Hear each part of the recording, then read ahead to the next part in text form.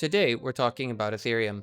Ethereum did not begin with proof of stake as its consensus mechanism. When the network launched in 2015, it used proof of work, much like Bitcoin still does today.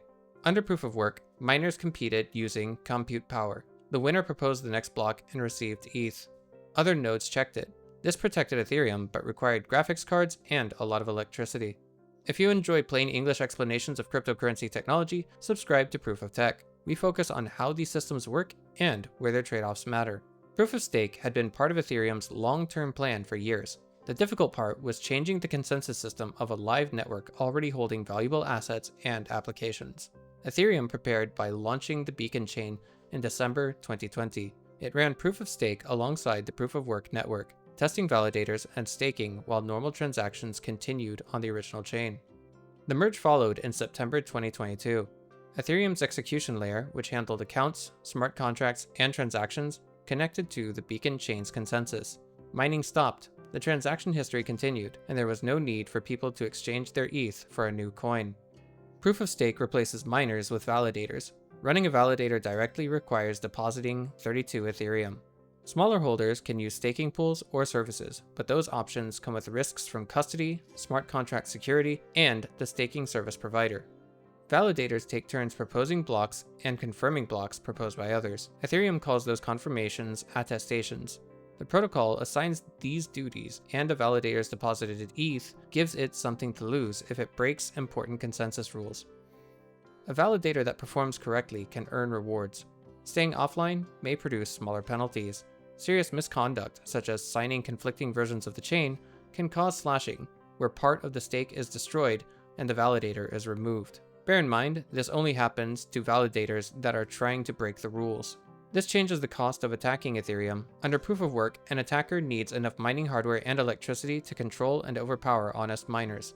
This is known as a 51% attack. Under proof of stake, for a 51% attack to be performed, an attacker needs control of a very large amount of staked ETH, more than 51% of all staked ETH.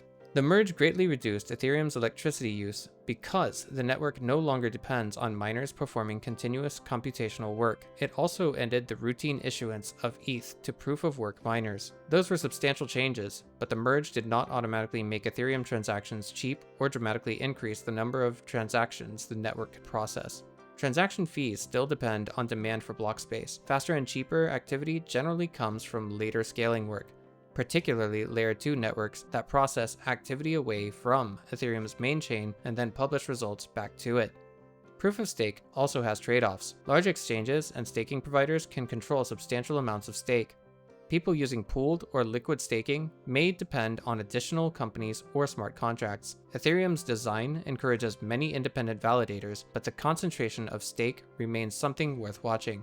Holding ETH does not give someone a direct vote over every Ethereum software change. Developers propose upgrades, node operators choose which software to run, and validators participate in consensus under those rules. Staking secures block production. It does not turn Ethereum into a simple shareholder voting system. Ethereum began with miners and proof of work. The Beacon chain prepared the replacement, and the merge moved block production to validators and proof of stake. Ethereum kept its accounts, applications, and transaction history while changing the mechanism used to agree on new blocks. This is the main difference. Ethereum still needs thousands of independent participants to check the network. Today, validators put ETH at risk to help secure that agreement instead of miners putting electricity and computing power to work.